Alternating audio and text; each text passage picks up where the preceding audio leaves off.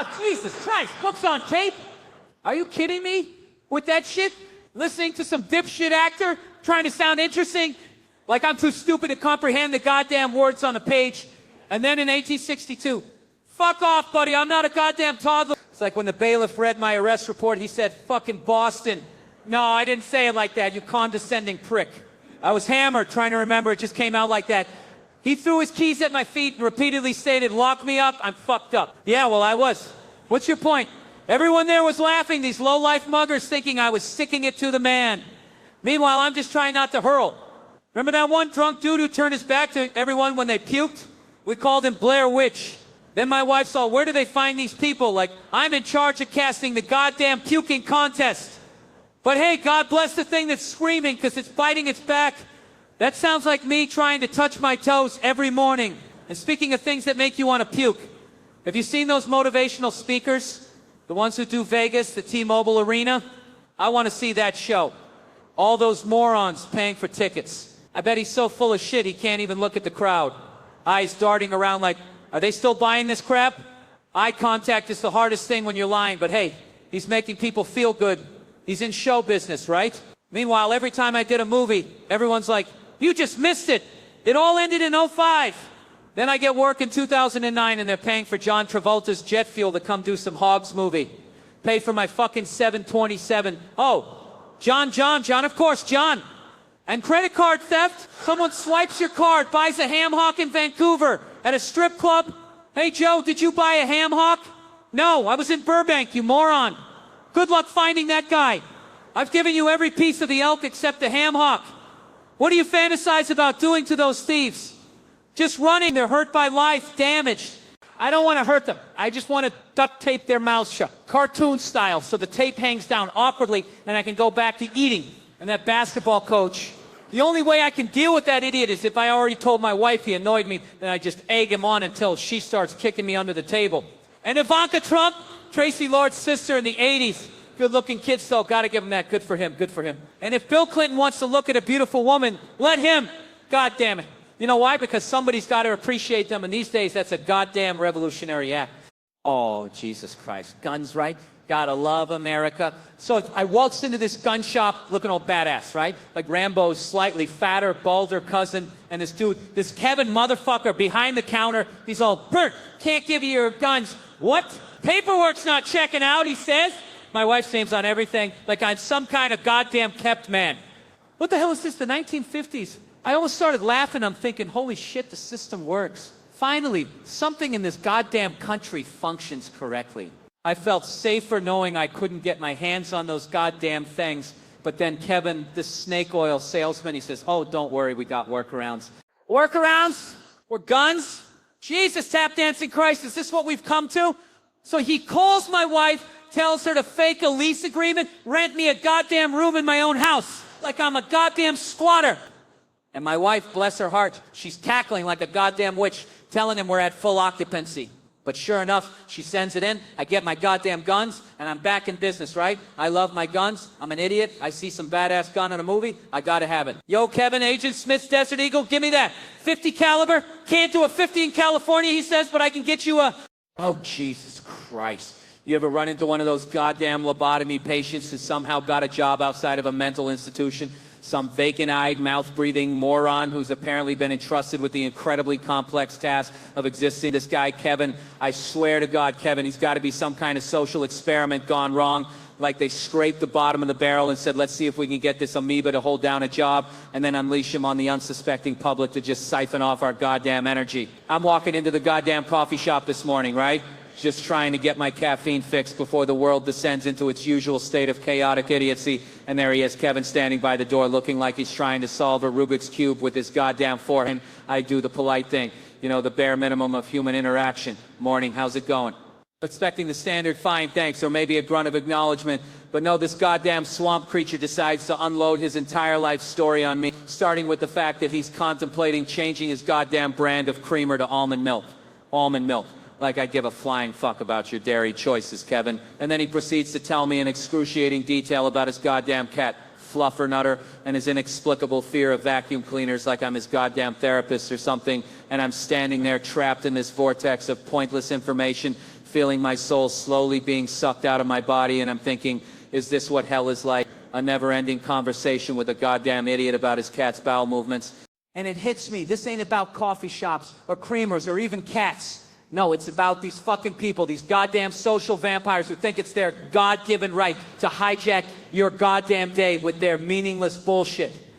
And you know what? They need to fucking stop, because if you ask someone how they're doing, you're not inviting them to write a goddamn novel, you're just being polite. So stick to fine, good, or just a goddamn nod, or I swear to Christ I'm gonna lose my fucking mind. Oh, Jesus Christ. Just turned 18 yesterday. Are you fucking kidding me with this shit? You walking around telling people your girlfriend's fresh off the press like she's some goddamn limited edition Pokemon card. Well, you think you're cute? Announcing to the world that you're teetering on the goddamn edge of statutory rape? You think that's some kind of flex, huh? Like you're pulling off some masterclass in fucking dating? Yeah, she just turned 18, still got that new car smell, you know? Shut the hell up. You sound like a goddamn predator, you idiot. And she's just sitting there smirking, probably thinks it's romantic. Oh, he's so edgy. No, honey, he's just fucking dumb. Dumb enough to broadcast his potential jail sentence to a goddamn room full of strangers. I swear to God, this generation is doomed. They can't even lie properly about their age. It's pathetic. Remember when people tried to, you know, not sound like they were about to be on the fucking evening news for all the wrong reasons? What happened to subtlety, to discretion? Now it's all 18 and legal, said with a wink and a nudge like we're all in on some goddamn inside joke. And the look on his face. He was so proud of himself, like he just solved the goddamn Rubik's Cube. I scored a legal one, folks. Look at me go. Jesus Christ, I need a drink. I mean, seriously, what is wrong with people? It's like they're actively trying to get themselves arrested, just for the attention. And you know what? They'll probably get away with it because the rest of the world is too busy taking selfies and complaining about pumpkin spice lattes to dose the goddamn apocalypse unfolding right in front of their faces. And you know what that makes me want to do? It makes me want to tell them to keep their hands to themselves. Oh, Jesus Christ, just turned 18 yesterday. Are you kidding me? You think you're cute, huh?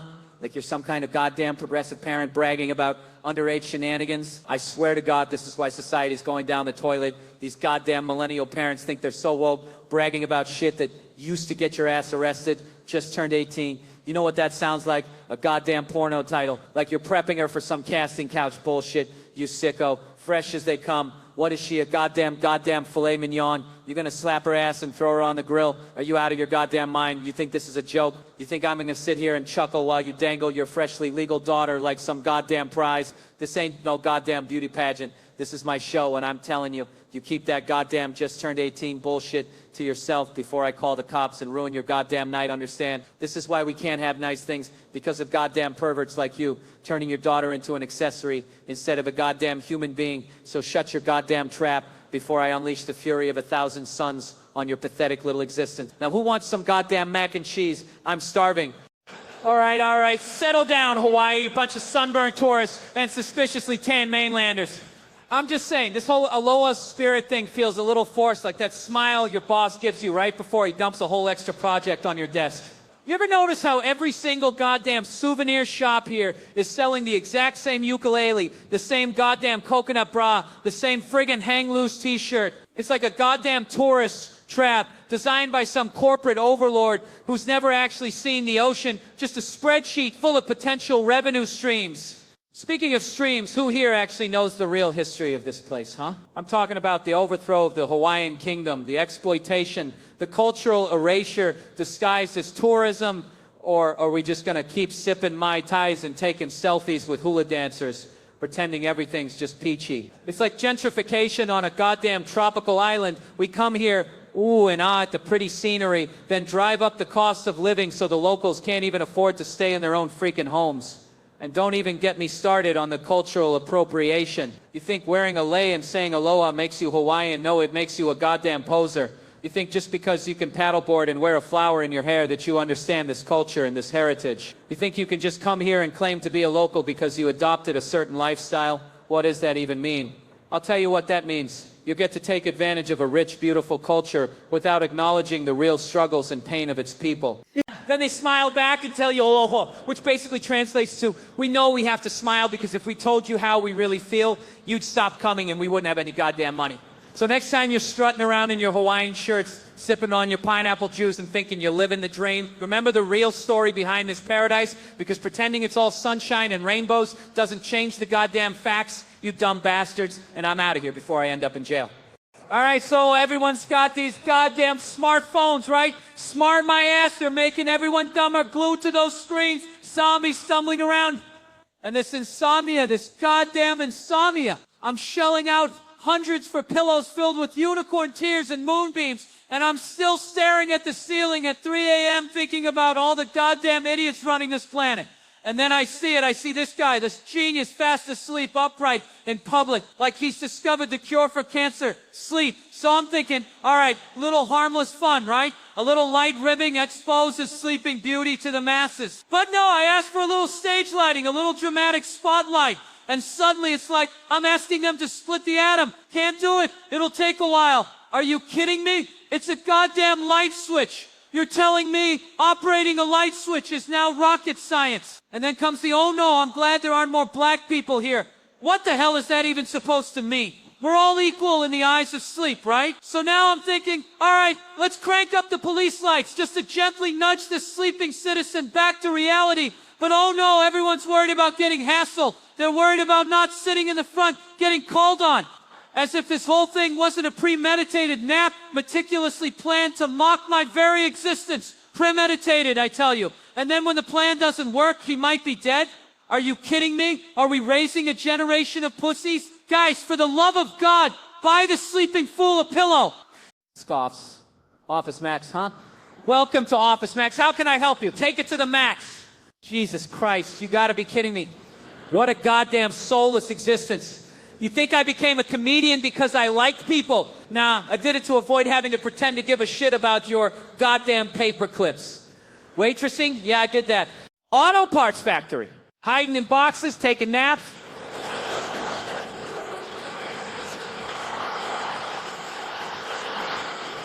You bet your ass. I did? You think I was going to give a real day's work to the machine? Hardcore comic, hardcore waitress, because I'm a Virgo, see? We're good at everything. Haven't you heard? Fucking Virgo. Always got to be perfect. It's a curse. I tell you.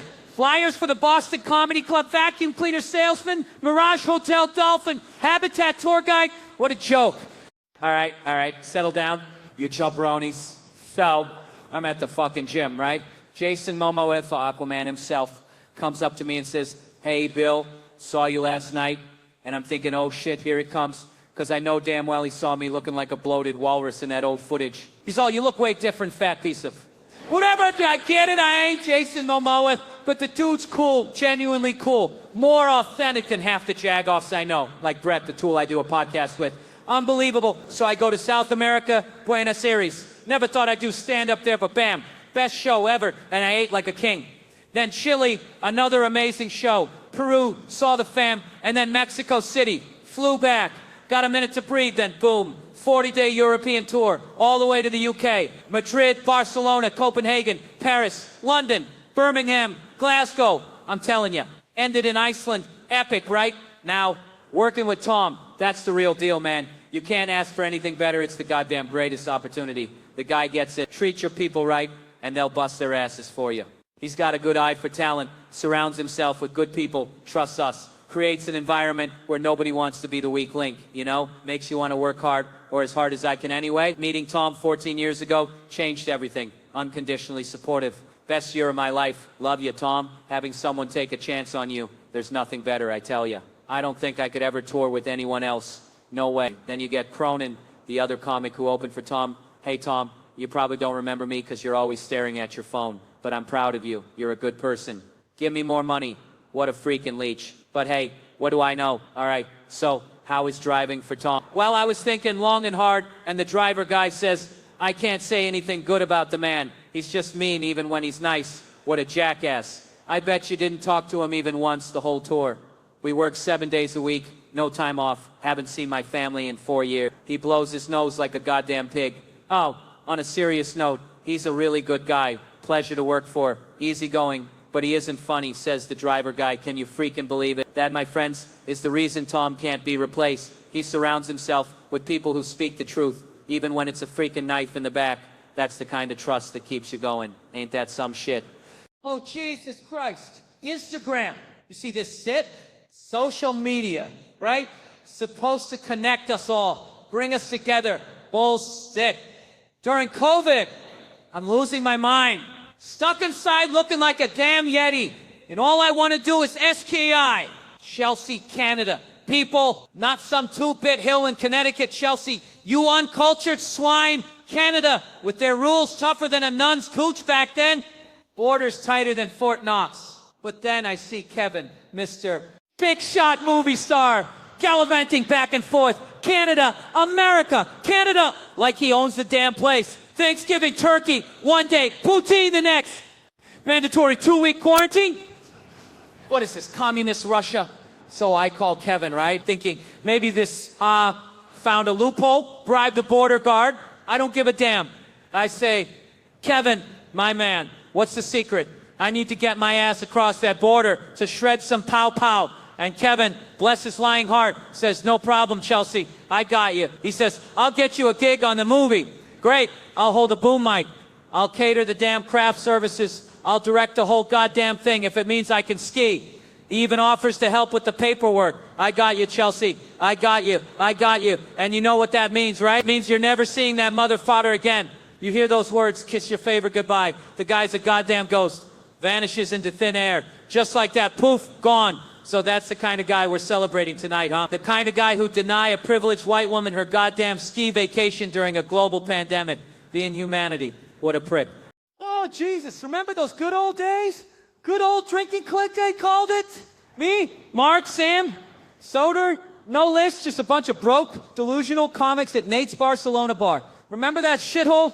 Times changed, right? Meet that hilarious bastard could only get spots at the World that died next to Broadway Comedy Club. An unpaid spot, 11 p.m. Unpaid. Like these clubs weren't raking it in, charging covers. And now the World is like a goddamn feeder for the Grammys.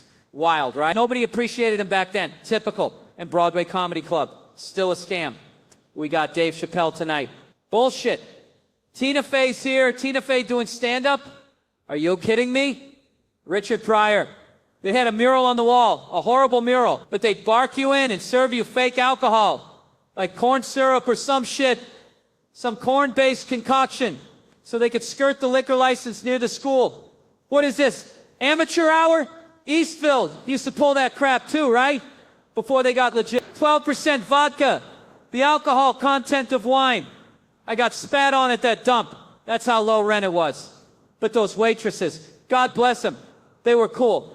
This drunk idiot gets up, starts heckling, then boom, spits right on me, right here. And those sassy Hispanic waitresses barricade the stage for me, like I'm goddamn Kennedy.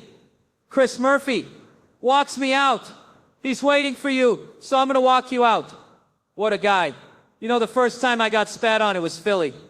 But I gotta have a threesome after the show. 2 girls were like, fuck that guy, let's go drink. So we went out, got hammered, and well, you know, I spit on them too. Remember my cousin? Did you leave with those 2 chicks? Yeah. I gotta start getting spit on. Some days all you can do is laugh before you fucking cry, right? I tell you, that's comedy. You gotta be spitting mad before the real fun begins. Oh, Jesus Christ. Law and Order, right? Dick Wolf's garbage disposal for ripped from the headlines bullshit. They think we're that stupid. They gotta tie in current events. Like we're some goddamn goldfish swimming in a bowl of CNN. Remember that SVU episode, the one about sex addiction? Because suddenly every celebrity was a horny little hamster on a wheel. Ice-T's gotta get schooled on sex addiction. Are you kidding me? Like it's some goddamn quantum physics equation. Oh, Ice-T, it's like compulsively doing the nasty. Fucking really? We need a goddamn explainer for that? He's Ice Smooth the fucking T. The man invented gangster rap. You think he's baffled by people wanting to get laid? But no, they gotta drag it out. Milk the goddamn metaphor dry. Oh, it's like when someone drinks too much. Yeah, no shit, Sherlock. Or snorts cocaine. You think maybe the compulsion part is the common thread here, you goddamn morons?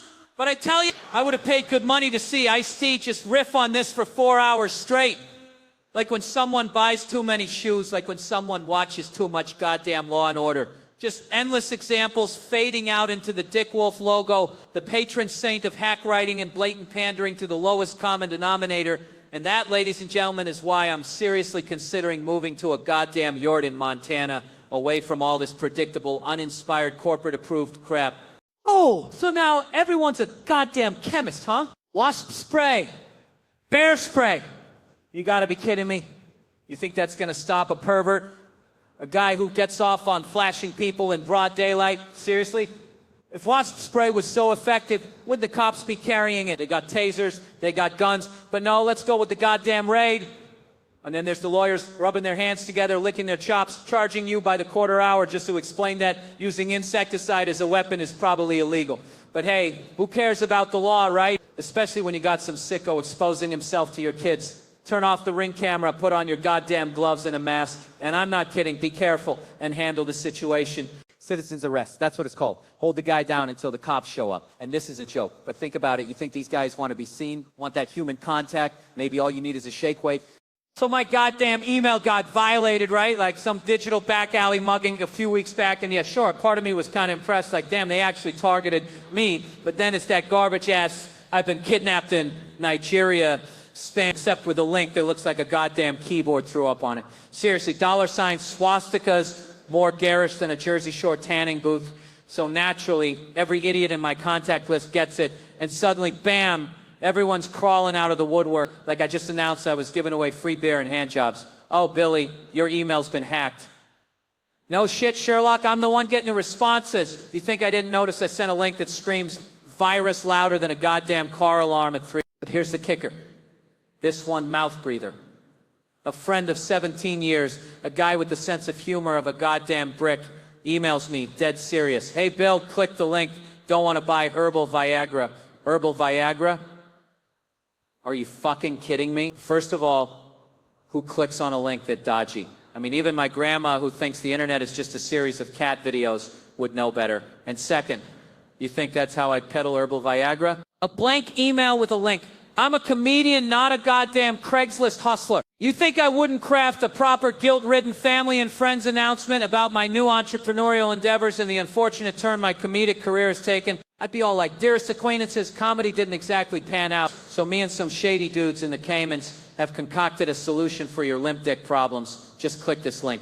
Pink text on purple background naturally, and prepare to be underwhelmed by our website design.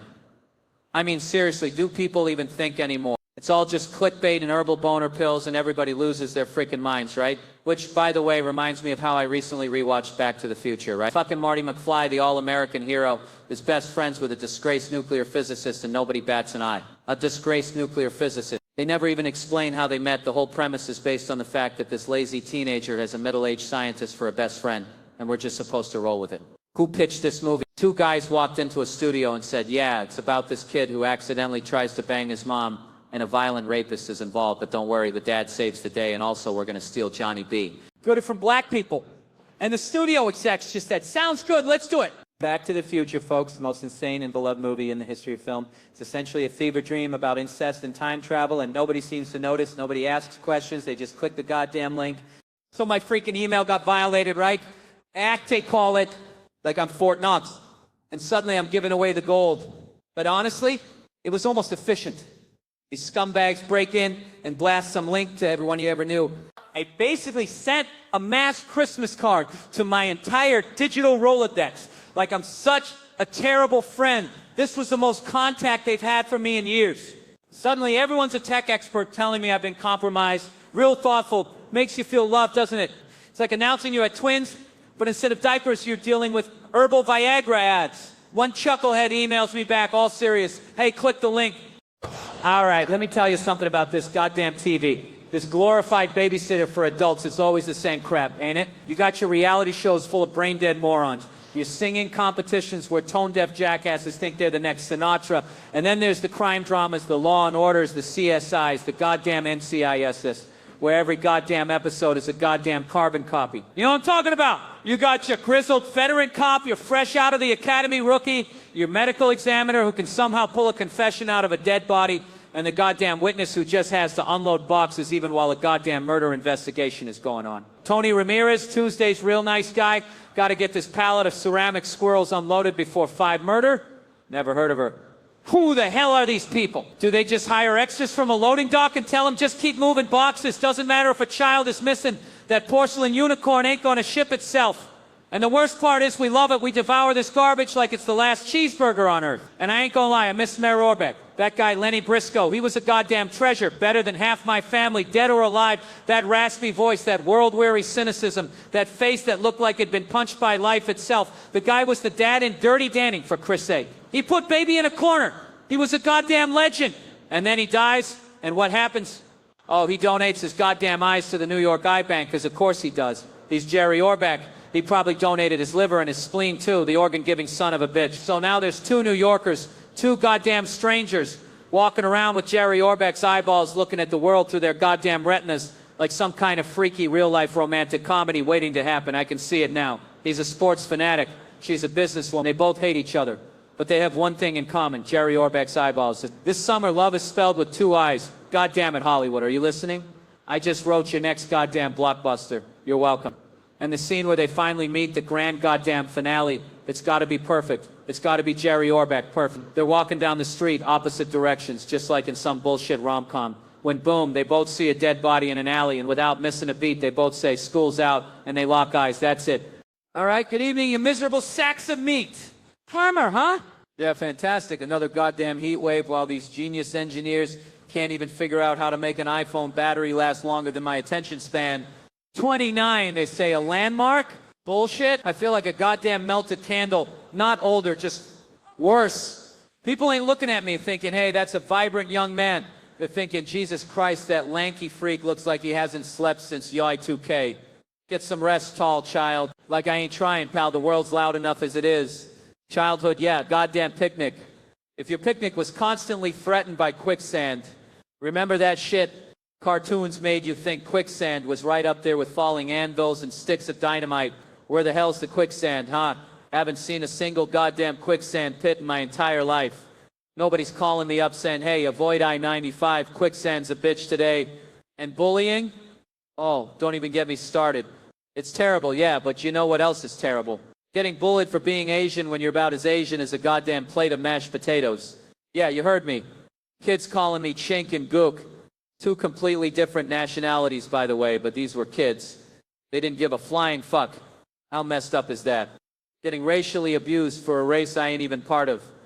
My family's Irish. We're too pale to be anything but Irish. Sure, we take our shoes off inside, but that's because my wife bitches about the carpet, not because we're practicing some ancient ancestral custom. 7th grade, music appreciation. A class we appreciated about as much as a root canal. They take us to the symphony, right? Big fucking gong in the middle of the piece. Every time it banged, the little racist bastards in front of me would stand up, turn around, and bat like some goddamn Fu Manchu nightmare. Offensive? Yeah, you're damn right. But you know what's even more offensive? That's more coordination than most adults have. I'm sorry for the language, all right? But you know what? TV's gone to hell anyway. You can say anything you want now. Just watch Law & Order SVU. They can't say fuck, but they'll happily describe anal contusions and fecal matter in ear canals at 3 in the afternoon. Ice-T, Mr. Cop Killer himself, is a detective on SVU. 11 years on the force, and he's still acting like every case is brand new to him. You mean this guy likes little girls with pigtails? Yeah, Ice, he's a pedophile. You work in the sex crimes unit. Get a grip. They even try to be topical. Remember when all those celebrities were sex addicts? SVU did an episode. Detectives explaining sex addiction to Ice-T. Finally, he gets it. Close up on Ice-T. Oh, I get it. You mean like when someone drinks too much or snorts cocaine or bets the house on the ponies? Yeah, Ice, you finally figured it out. I could have watched 4 more hours of him just listing addictions. Or like when someone smokes too many goddamn cigarettes, or plays too many scratch-off tickets, or eats too much chocolate cake. Fade to Black, created by Dick Wolf. Thanks a lot. I'm divorced, by the way, so don't feel bad, because the definition of divorce is no one has farted in my bed in 2 years. You want me to feel sympathy for a facelift? You looked at other facelifts and thought, yeah, that is something I want, and that's why I'm not going to get a facelift. That's the track. Are you kidding me with this eye donation bullshit? Like I'm supposed to believe some dead actor Jerry Orbach, that schmuck from Dirty Dancing, decides, hey, before I kick the bucket, let's give these peepers to some random New Yorkers. What is this, a freaking charity case for the visually challenged? Two complete strangers walking around with Lenny Briscoe's eyeballs. Jesus Christ, New York, you're already a cesspool of garbage juice and rats. Now you got people seeing the world through the dead eyes of a B-list celebrity. Seriously, what the hell is wrong with everyone? It's like, oh, let's make a romantic comedy about it. Yeah, a goddamn rom-com about two morons who can't find love until they share the same dead actor's ocular cavities. What is this, some kind of twisted geriatric meet cute? One of them's a sports fanatic. What, did Jerry see a lot of football games before he croaked? And the other is some corporate zombie addicted to her goddamn Bluetooth at a baptism. You gotta be kidding me. And of course they meet when they both make a goddamn dead body joke. Because apparently Jerry Orbach's eyeballs come pre-programmed with the Law & Order punchline generator. School's out. Oh, you're so witty. You saw a dead teacher. Congratulations, you're a freaking genius.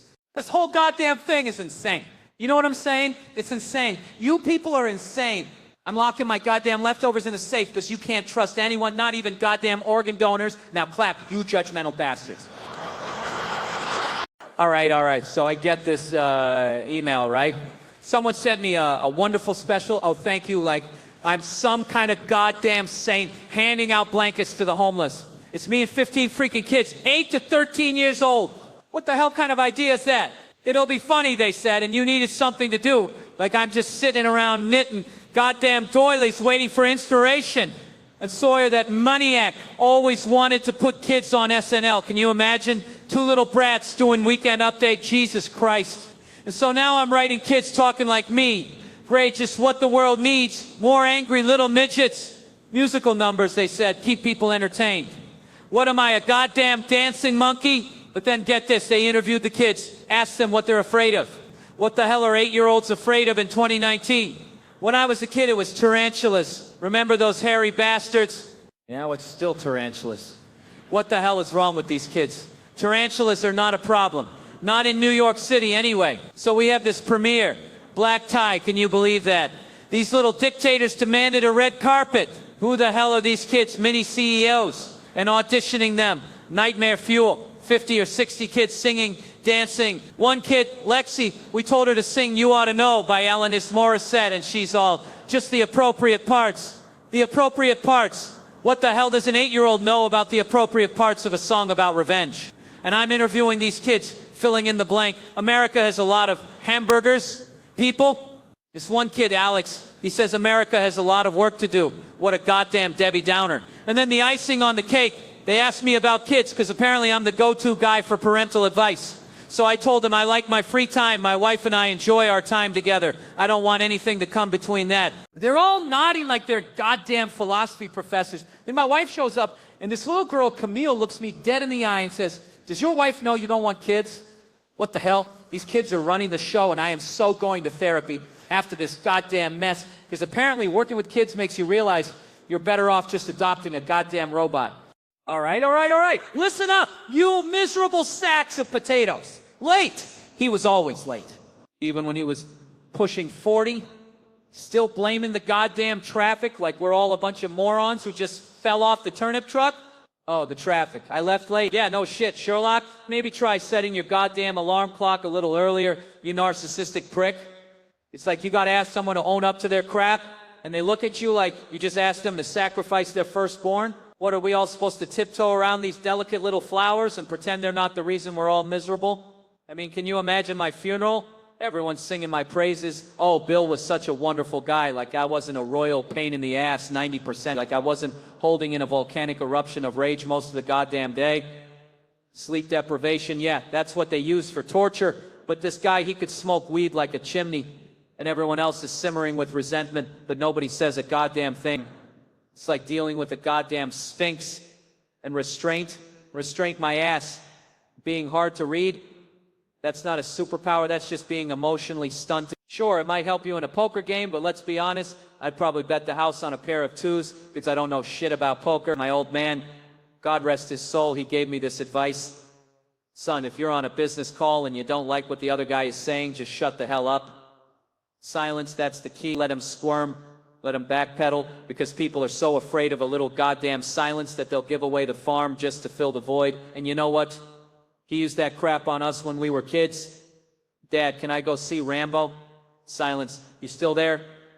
Uh-huh. Silent. And the concession started rolling in. So yeah, at my funeral, I want someone to acknowledge that I was a flawed human being, a cantankerous son of a bitch. But damn it, I enjoyed the ride. You got that? I enjoyed the goddamn ride. I wasn't looking to do any heavy lifting, that's all. And I found the one job that allowed that. And like Werner Herzog said, I don't know if people change each other's lives, but... Oh, you all made it so much better, but if any of you start asking me about seeing any freaking ghosts, I am walking out of this room like a damn specter myself. Oh, the irony? Fucking Nazis are back, huh? Like we didn't have enough problems with Karens and avocado toast. Now we gotta deal with these mouth-breathing morons who think Jews are the root of all evil. Seriously, my wife's Jewish, you know, and let me tell you, she's way more concerned with finding parking than global domination. And these idiots, they're out there spewing this garbage like they invented the internet. It's like, hey, genius, who do you think built your damn iPhone? But I can make fun of my wife, right? I asked her permission. 3.5 years married, you gotta set the ground rules. I said, honey, can I still bust your balls on stage? And she's like, yeah, just don't say I'm a bitch and you hate me. The bar is so low I could limbo under it in a fat suit. I mean, what kind of show would that be? Hello, my wife's a bitch and I hate her. That's like a self-help group hosted by John Voight and Alec Baldwin. No way, man, my wife is a bitch, but I love her. She's a 5'0" Jewish dynamo. We're opposites. She doesn't give a rat's ass what anyone thinks. She's a goddamn warrior. Me? I need everyone to like me all the time. It's exhausting. She says walking with me is like being with someone running for mayor of nothing. We went to Best Buy, right? Trying to buy a TV. Couldn't commit, but I bought an HDMI cable because I didn't want the guy to be mad. Pathetic, I know. Then the clerk asks about a rewards card and I say, I wish. And my wife, she just bolts. Walks all the way to the goddamn laser printers. Like she's starring in the Blair Witch Project. So I'm standing there looking like an idiot. While this guy's trying to upsell me a card like I haven't already revealed my deepest desire. I wanted to say, look, pal, I'm trapped in a loveless marriage with this Jesus freak over here. I can't ask for the things I want in public. We fight about the Best Buy card every night. She's Jewish, I'm Catholic. Big difference. Doesn't give a flying fuck about guilt. I'm practically drowning in it. People always ask about kids. We say no, and they're like, never? I don't know. Never. 14 years ago, I was snorting blow the night before graduation. Now I'm afraid to get a damn flu shot, so maybe shut your face and let people live. Oh, Jesus Christ. Award shows. Really? You drag yourself out of bed, put on a goddamn tuxedo, choke down some rubber chicken just so you can sit there and pretend you give a damn about who gets a little statue. Like anyone actually deserves one of those things anyway. It's all politics, back scratching, and who blew the right producer last week. Am I right? So, Mulaney, you're up there basking in the glory, finally thinking those dumbass Emmys are worth something because you won. And bam, some schmuck decides to propose to his wife. At your moment, what is this, amateur hour? You finally get your time in the spotlight. The sweet taste of validation after years of slaving away. And some sap decides to make it all about him and his eternal love. Yeah, congratulations, buddy. You found someone who tolerates you. Big deal.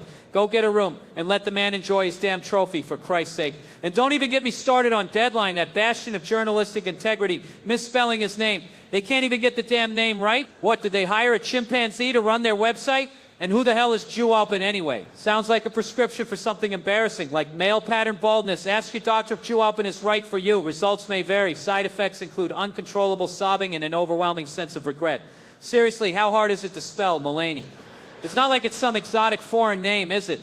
But no, they gotta screw it up, gotta disrespect the guy who just won an Emmy. Probably because they're a bunch of jealous, talentless hacks sitting in their parents' basement, furiously typing away, trying to tear down anyone who actually accomplished something with their lives. It just proves that the internet is a cesspool of morons, fueled by envy and incompetence. But hey, at least they didn't call him Mulvaney, right? Because Mulvaney sounds like a hemorrhoid. So yeah, congratulations, Mulaney. You won an Emmy, but you also got your name butchered by a website run by imbeciles, and your moment stolen by a love-struck idiot. Welcome to Hollywood. Oh, Jesus Christ, more snail mail. You gotta be fucking kidding me with this ancient bullshit, right? I swear, the only reason these goddamn trees are still being murdered is for colleges to send me letters begging for cash. So I open this piece of crap up, and it's my alma mater, all friendly like, hey, remember us? We relieved you of every goddamn dime you ever had.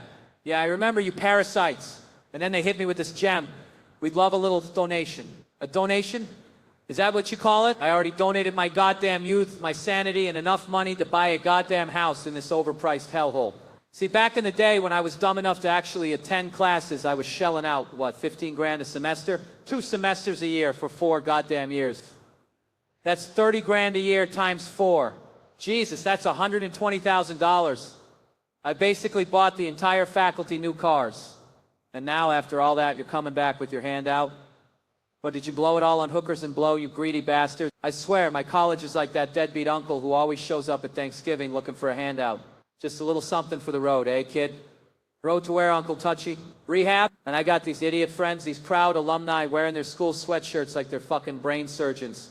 They're all like, oh, you gotta give back, be a good citizen. Listen, if you're still giving money to your college as an adult, your college is a $120,000 hooker, and you're the pathetic chump who fell in love with her. She ain't calling you back, pal. She's moving on to the next sucker with a trust fund.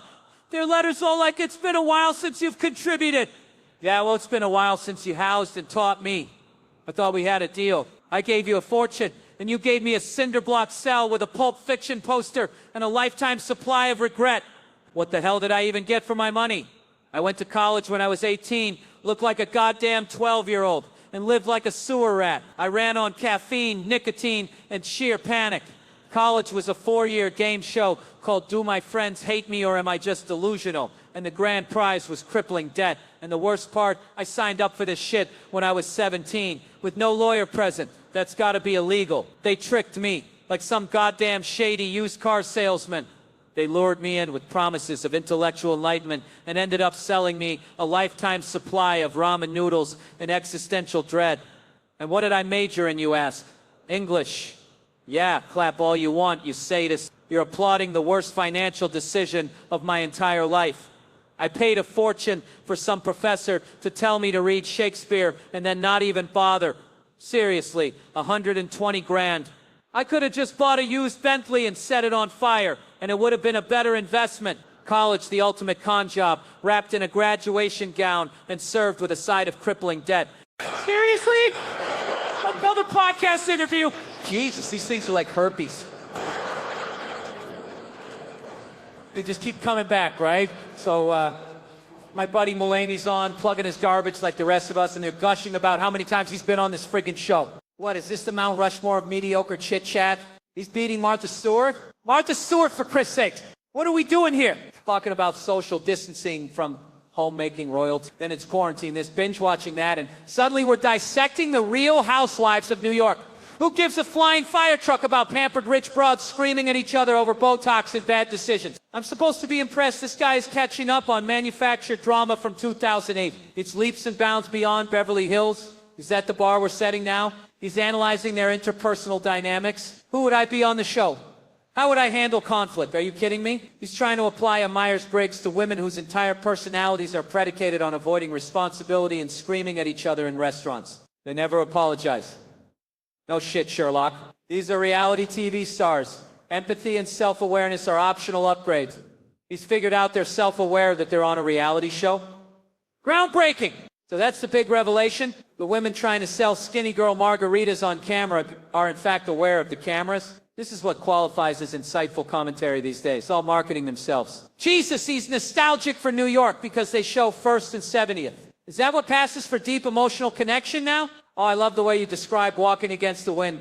That place I hate. So we're nostalgic for Traffic now. This whole damn thing is a celebration of inauthenticity, artificiality, and the mind-numbing emptiness of modern so-called entertainment. And you know what? We're all complicit, aren't we? We're all watching, aren't we? Paying attention. That is until the next vapid trend comes along and we all forget about it. It is going to come. All right, so you know what pisses me off? These goddamn origin stories. Every comedian's got one, right? Oh, I saw this guy Dennis Wolfberg on cable, like anyone gives a shit who Dennis Wolfberg is. Cable? Jesus, that's like bragging about dial-up internet now. Who are you, my grandpa? Amazing. Jonathan? Bobcat Goldthwait? Seriously. We're supposed to be impressed by your nostalgia for 80s schlock? I mean, fine, David Byrne, okay. Stop Making Sense was funny to you. What? Because you looked like him? You thought you could just flail around on stage and call it comedy? And then you started talking like him? What the hell kind of comedian copies someone else's voice? It's like saying your comedic inspiration is Fran Drescher and just doing the nanny for an hour. How is that funny? You were in a Christmas pageant at 4? Oh, big deal. You were an Israelite passerby, not even a shepherd, not even Joseph. I wanted to be the innkeeper. Oh yeah? So you could say, no room at the inn. Real original buddy. Real cutting edge. You were Gary Coleman? What you talking about, Willis? Groundbreaking material there, genius. And then you got all introverted at 10. Oh, Cry Me a River. Metal bracelets from Urban Outfitters. You were trying things. We all try things. Some of us just don't bore the audience with it.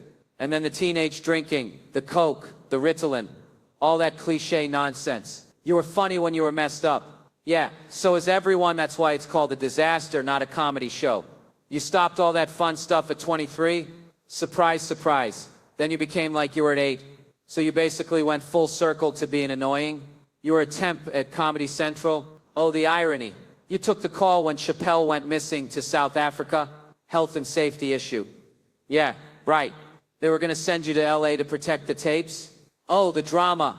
But it felt like a hindrance to being a comedian. What, filing paperwork gets in the way of your deep thoughts on airplane peanuts? So you quit and wrote ad copy for Tchotchkes? I'd rather watch paint dry. And then you emceed for Mike Birbiglia. And then you made 2600. You thought you were rich and had enough money to be evicted in some months? This is comedy? This is your origin story? It's a goddamn sob story. So you quit temp jobs and just did stand-up. Well, good for you. You wanted to make a children's special. Because you wanted to see it? What about what anyone else wanted to watch? You compared it to Sesame Street. You think you're on the same level as Sesame Street. And you identified with the kids in your special? Oh, so profound. But the young John Mulaney wouldn't have wanted to be in it. You think too much. This is what passes for insight these days. Well, congratulations. You've just told us a long, rambling story about your life. And all I learned is that you were always a little weird. A little self-absorbed and a lot less funny than you think you are. So go promote the damn sack lunch bunch and get off my stage. I'm outie.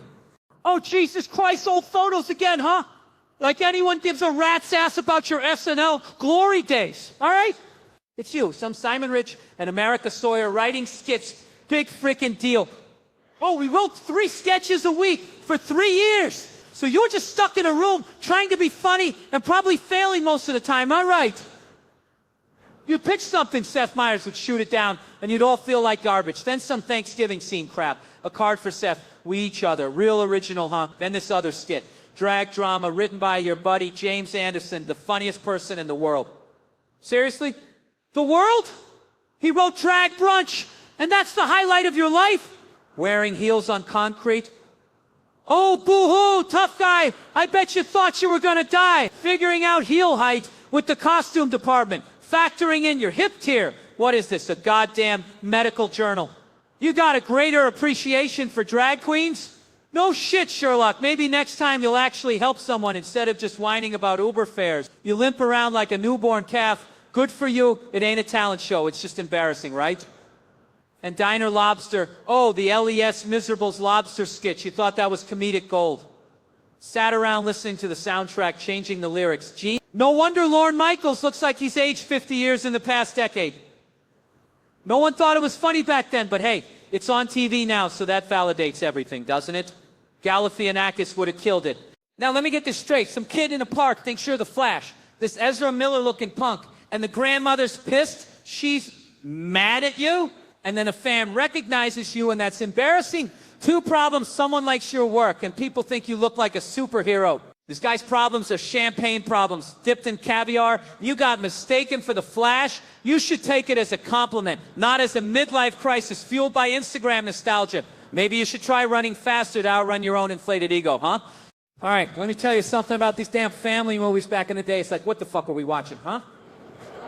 I'm talking about Back to the Future, right? It's supposed to be some feel-good time-traveling bullshit, and I'm sitting there thinking, wait a minute, what kind of kid's movie is this? A 17-year-old hanging out with a disgraced nuclear physicist? What the hell is that even supposed to mean? They never explain that shit, do they? Not even a throwaway line, just bam, best friends, no explanation. Like, that's totally normal. Like, hey, Timmy, want to go down to the lab and watch my buddy Doc Brown create a flux capacitor from plutonium while using banana peels, empty beer cans, and the sheer force of his alcoholism? Who the hell greenlit this insanity? Some studio exec sitting there high out of his mind thinking, yeah, teenage loser and a washed-up scientist, that's gold. But wait, there's more. He goes back in time and almost screws his own mother.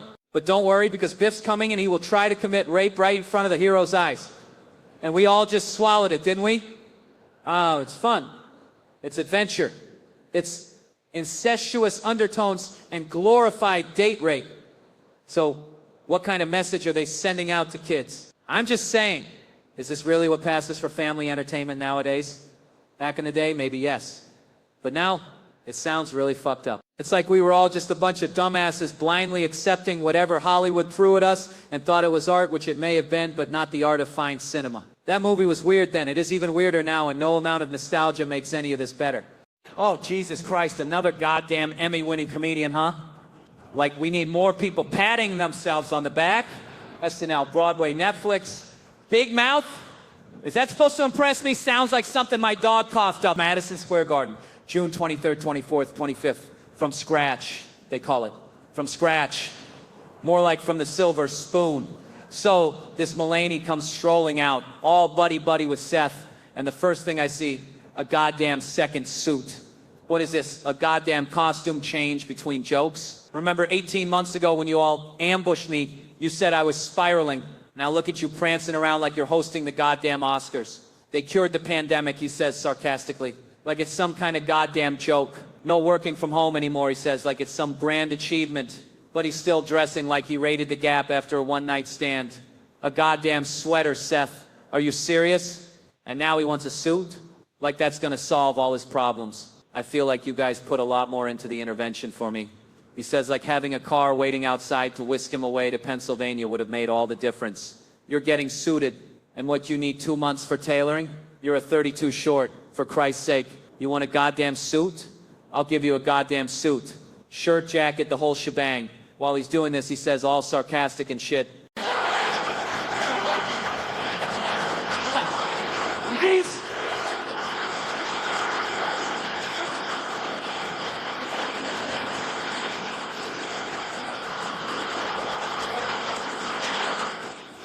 Oh my God. You think this is some kind of goddamn restaurant where I have to stand up every time my mother leaves the table? Look at that, he says. Over the crew neck like it's some kind of fashion statement. Mike twice. For the kids who love sound, he says sarcastically. You happy now, Seth? You feel like you're hosting a real show? Tie collar up, the whole damn thing. He wants to do this backstage like it's some kind of magician's trick. First Father's Day, he says proudly. You got gifts, he got a phone shoved in his face. Every video ends up the same. Phone in the mouth. Like that's some kind of profound artistic statement. This show business suit. And Malcolm agrees. He doesn't even have a job yet. He's right. If I didn't have this job, I'd be wearing a suit. What are you guys watching at home, Bosch, the Lincoln Lawyer? Is this some kind of goddamn adult daycare showing kids detective stories? Crossovers between shows? Get them excited? You got a little baby too? Oh, don't even get me started on the formula shortage. And Famigentalese, the purple label. What are we trading drugs in a parking lot now? Fake driver's licenses, disguises, the whole 9 yards. Like we're back in the goddamn 80s. Amazon where everything's janky. You dip your finger in the formula to test it? You gotta be shitting me. Fine, keep your million more questions. Because the only thing more irritating than rich people complaining is watching them try to relate. All right. So I'm flipping through Netflix, right? And I see this sack lunch bunch thing. Sack lunch bunch? What the hell is that? Some kind of elementary school detention squad. You couldn't come up with something cooler like the latchkey kids. You know, something with a little freaking grit. I was a latchkey kid coming home watching TV and suddenly the news is all latchkey kids are a problem. No, you idiots. It's called working parents. But no, gotta shame everybody. And the sack lunch rhyming thing, real creative genius right there. Anyway, they're bragging about this Eli Bowen Boland, whatever, the music guy from Documentary Now, like that's some kind of street cred. Oh, and they won an Emmy for a song with Timberlake? Song called the Justin Timberlake song. Like anyone gives a damn about some random monologue. Probably stole votes from Lonely Island's Mother Lover, and you know it. Some Palm Beach ballot confusion right there, I'm telling you. Then they're drooling over this Grandma's Boyfriend Paul song and noodles and a little bit of butter. What are we, 5 years old? And this Do Flowers Exist at Night thing? The guy wrote it on the subway. Sounds like a damn existential crisis, not a kid's show. You can't picture a flower at nights. Grow up already. You're gonna start wondering if trees make a sound when they fall in the forest next. So they got 15 little rugrats on set, right? And of course, they're rambunctious little hellions. All right, I gotta tell you, this whole smart technology bullshit is driving me nuts. I leave my damn car unlocked because these scumbags are just gonna smash the window anyway, right? Cheaper to let them rummage. So I come out, some dirtbag's been pawing through my RAV4, leaves a freaking hat like it's a tip, like I'm running a valet service for lowlifes. Now, I love true crime documentaries, the whole shebang. I practically dated a girl whose dad worked the John Benet Ramsey case. Grilled her like a goddamn detective. No second date, but that's besides the point. I'm thinking finally my chance to be Sherlock Holmes. Surgical gloves, Ziploc bag, the whole 9 yards. I'm O.J. Simpson proofing this evidence before the cops even show up. Fridge? You bet your ass it's in the fridge. Dennis Fong messed up the DNA because it got too warm. I'm no freaking Dennis Fong. So the cops finally waltz up. What you got? I say, we got a crime scene, gentlemen. A friggin' crime scene. This lowlife broke into my unlocked car. They look at me like I'm speaking Martian. He didn't steal anything, did he? How the hell do I know? My car's a goddamn lost and found. My wife's glass is half-eaten granola bars. Who knows what's in there? I tell him this is a break in the case. The guy left DNA evidence. Run it through COMEDY. They look at me like I'm nuts. He didn't break in, genius. And trespassing? We ain't launching a national DNA manhunt for trespassing. I'm trying to be reasonable, right? Look, I say frame it as the guy gave you a hat as a gift. A very weird DNA-laden gift. But these guys, these freaking public servants, they're acting like I'm inconveniencing them. This can escalate, I yell. Today it's a car, tomorrow it's an Escalade. Manson started small, didn't he? Creepy crawling around, then bam, murders. I'm trying to save lives here. They're still not buying it. So I tell them my neighbor had her car broken into two right down the street. Go talk to her, tell her to say something was stolen. Anything. This is for the greater good. Framing someone? Maybe. All right. Hold on a goddamn second. Nicknames? You think I haven't heard them all? Hey, look, it's Mini-Me. Short Stack. Yeah, real original assholes. You think it's easy being fun-sized in this goddamn world of redwood trees strutting around like they own the place? I can't believe it's that big. What the hell is that supposed to even mean? Am I supposed to be flattered?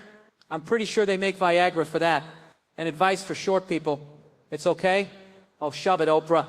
It's not okay. You think I wanted to crane my neck just to make eye contact with some giraffe neck dipshit telling me the weather? Tall people, let me tell you, bunch of lumbering, uncoordinated morons, guaranteed. You think being tall makes you smarter? More athletic? No, it just makes you a goddamn target for low-flying birds. That's all. Little guys, little women, we rock. We're compact, we're efficient, we can hide in cabinets.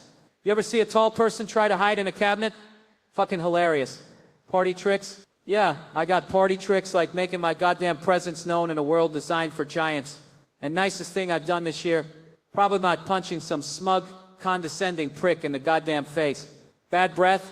Oh, you want to talk about bad breath? How about the stench of corporate bullshit that permeates every goddamn conversation these days? You dress clean, everything's cool, but when you open your mouth, it's like a goddamn sewer exploded. Gas X? Nah, I need Gas X for the hot air coming out of every politician's mouth. Iguana picking up a worm? Name 3 British people. What is this? The goddamn S8s? Queen, Emily Blunt, Lad Bible. Done. And these superhero movies? Jumanji League of Superheroes? Honky Pete? Really? Is that the best you got? You think Kevin Hart would be Honky Pete? He'd be fucking the goddamn marketing department, raking in the cash while the rest of us are battling CGI monsters. And height? 4'2", my ass. Google's full of shit just like the rest of the internet. Dwayne Johnson's got women's thighs? What the hell are you even talking about? What, suddenly it's bad to have nice thighs? Are we body shaming goddamn The Rock now? What's next? Christmas songs and this little light of mine. You think a little light can shine in this goddamn world of darkness and despair? It needs a goddamn flashlight, a spotlight, a fucking beacon of truth. Do you want to do something that rhymes with truck? What kind of moron? Oh, your wife? Never mind. tare areola forehead? You think that's funny? You're goddamn right. It's funny. That's the kind of unfiltered, unadulterated truth you people need to hear. Who would I switch with? DJ? To be stupid? I'd switch with Karen. To get in touch with my feminine side? Bullshit. I'd switch with Karen to finally get a goddamn decent paycheck in this sexist, broken system. Salad tossing? Sexual salad tossing? I'm nailing this? No, you're nailing the goddamn coffin shut on civilization with your inane, meaningless drivel. Denzel? Snack-sized Denzel? Is that all we are now? Snack-sized versions of our goddamn heroes? And comedians? Eddie, Chris, Rock, Robin Williams, Ellen? Where's Bill Burr on that list, huh? Huh? Am I chopped liver? Nutty butter and tea with the Queen? What the hell is wrong with you people? Are you serious? That's a nice way to get a felony. Fear of animals? I have respect for animals. They're honest. They don't pretend to be something they're not, unlike 99% of the people in this goddamn room. And don't this up? December 22nd, I'm busy. Oh, Jesus Christ, roses and cinnamon lips? What the hell are you talking about? Who the fuck told you that? Cucumber and watermelon too? Are you kidding me? Two different things? I swear to God, people are walking around thinking their breath smells like a goddamn fruit salad. So this Holly, good friend, right? Met her around? Parties? Oh, you bumped into each other? What is this, a goddamn rom-com? Oh my God, I love you, I'm a big fan. Then she asks who you are? Christ almighty, the ego on this guy thinks he's Brad Pitt before the fame. So you asked her for a favor, she said yes, and then you dropped the, oh, by the way, I'm engaged? What is this, some passive-aggressive bullshit? You think she's trying to get with you, get pregnant? You're Kevin Hart, not freaking Idris Elba. Halle Berry's a sweetheart, amazing talent, funny as hell. No shit, she's Halle Berry, doing a version of herself nobody's ever seen. What, did she play a crackhead for you, Kevin? No? Then shut your damn mouth. But wait, you regret not kissing her? You were hard the whole time? In dress pants? Jesus, tap dancing Christ, you're a goddamn liability. No way to explain it. It was the wind, but it wasn't?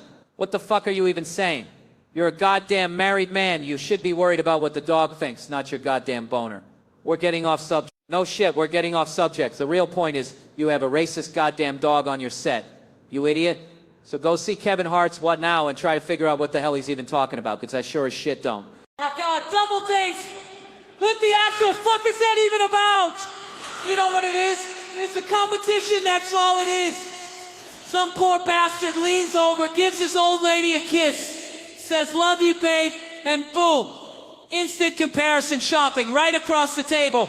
Oh, must be nice to be loved, she hisses, like he just signed her up for a timeshare in Newark. Now you gotta one-up that shit, right? Gotta pull out some grand gesture of affection, maybe start dry humping her leg under the table. What's next? Sucking titty in public to prove your love? Jesus Christ! And then the real fun begins. Because women bless their hearts. They talk, they discuss. We talk about fours. Maybe the goddamn weather. But women, oh no, they dissect everything. They're like the fucking CSI of relationships. They're trading intel all night long. Like it's some goddamn spy movie. So you're out, you're having a few drinks, maybe All-Star Weekend. And boom. The grenades start flying. You know, Keisha, I hate it when you get drunk, and then, bam! Well, at least I don't eat ass. Hold the fuck up. Where did that come from? Now the other dude's sitting there with the you ass-eater face like you just confessed to robbing a goddamn orphanage. Wait, who told you that? And then it's out there, exposed. I asked. Everyone was talking, I didn't know it was a secret. Jesus, Mary, and Joseph. Now you're stuck defending your damn sex life at Applebee's. It was once, for your birthday. It's not like I'm back there every goddamn day, flossing with your Colin. And suddenly everyone's pushing their goddamn water glasses away from you like you're Typhoid Mary. Look, I'm just saying, double dates, they start cute. They end with some dark, shameful secret about your sexual preferences being aired out like dirty laundry. So maybe just stay home, watch some goddamn football and call it a night, huh? It's less likely to get you called a goddamn ass at, just saying.